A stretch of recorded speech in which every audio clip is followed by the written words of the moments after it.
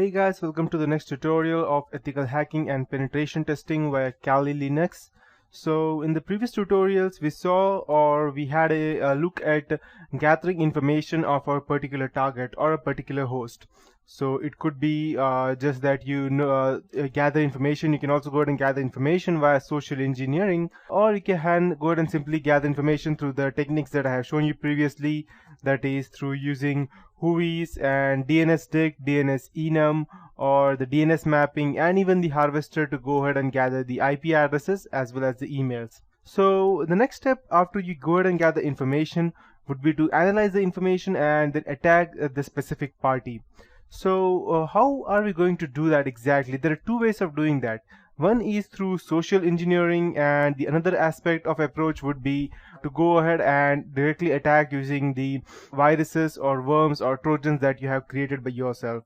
So but there is still one question in mind, that using technical knowledge to go ahead into hacking, it is good, but still it's not that easy, because you never know what kind of information are you going to give out while you're going to go ahead and target the attack. Or let's say if the person has IDS already and you go ahead and try to create some malware, and if the IDS, that is intrusion detection system, go ahead and picks up your antivirus, then your virus will be caught and you may not be able to perform the attack. And that can be quite complicated to go ahead and write down program each time you have to go ahead and attack different companies or different persons. So at that point of time, social engineering comes in place.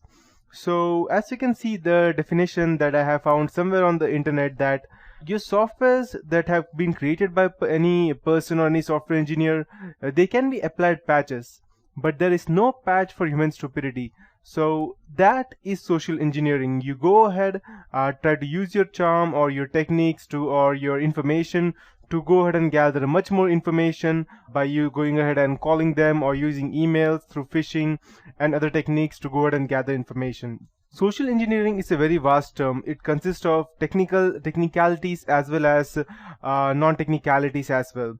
So what exactly is social engineering?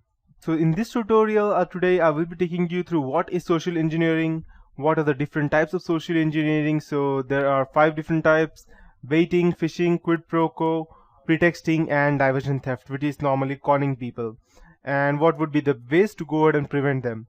So these are which I would be teaching you today. So to start with, what is social engineering? It starts with human interaction. Attacker uses human interaction to go and obtain or compromise specific information. The attacker may be a respectable person, and you may not even know that the person is trying to be what you may not even have thought of.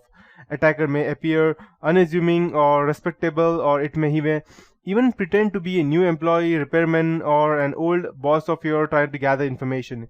He may even offer credentials to go for a new network that he has created, something like that, so that he might try to fool you, something like that. And the final thing would be to assembling all the pieces together.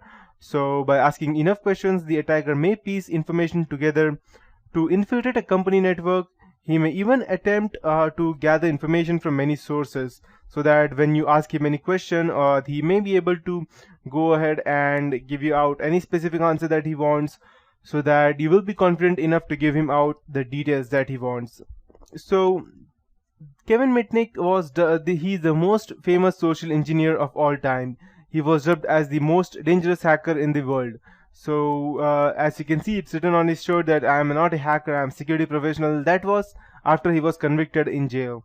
He always used to tell that people are mostly helpful, especially to someone who is nice, knowledgeable, or insistent. So for example, I'm just walking down the lane and there's some person who has some kind of problem. I will, without any hesitant, I will surely go ahead and try to help him out.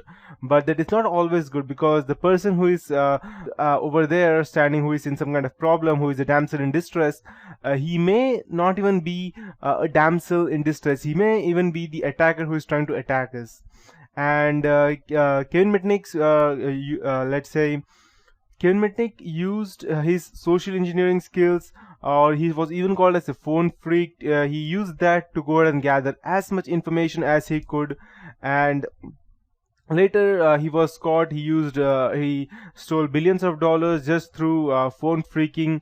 And phone freaking means just calling the third party and asking him some specific questions by you being a legitimate party, or convincing the third party that you are a legitimate party.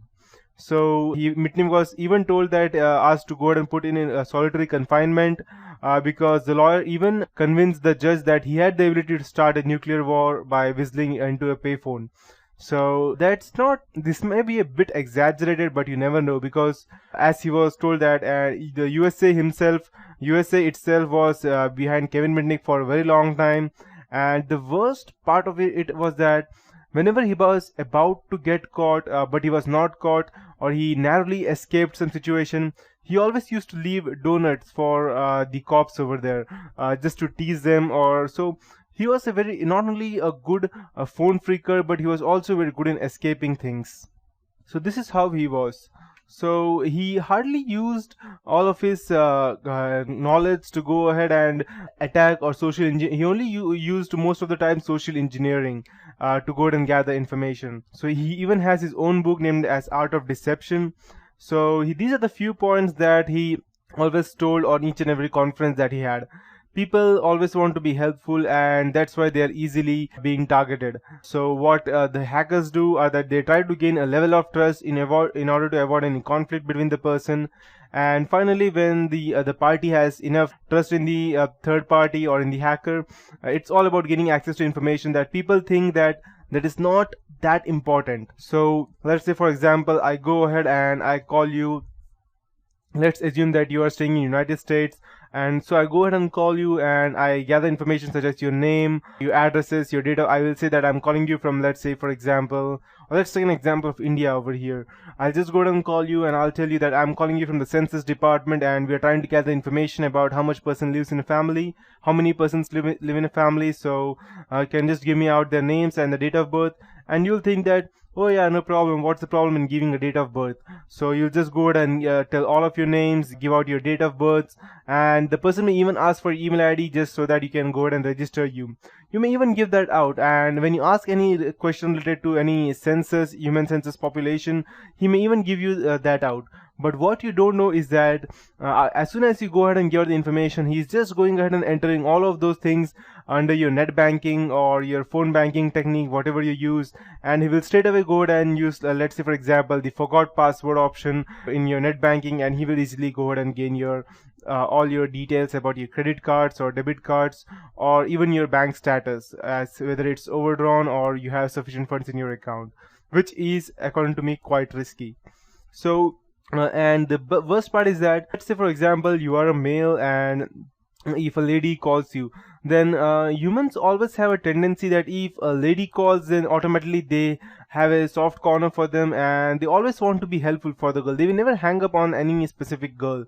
And so whenever you hear a nice voice on the phone, you always want to be helpful, and that is not as good. So you need to be sure, you need to be smart as to what the person in front of you, what is actually achieving, trying to achieve.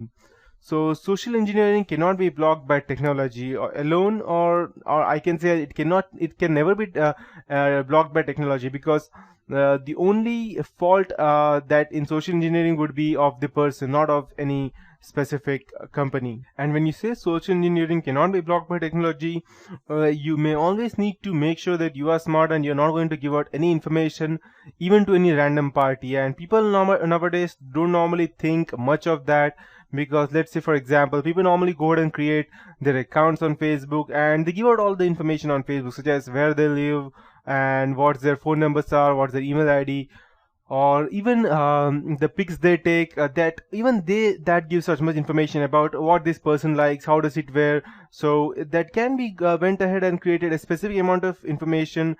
They can be used to go ahead and create virtual personality of your, and anyone can go ahead and think in your way and try to gain information on your behalf. So that is one way of going ahead and getting information. So that would be it for this tutorial. In the next tutorial, I'll be starting with the types of social engineering and how can you go ahead and defend them.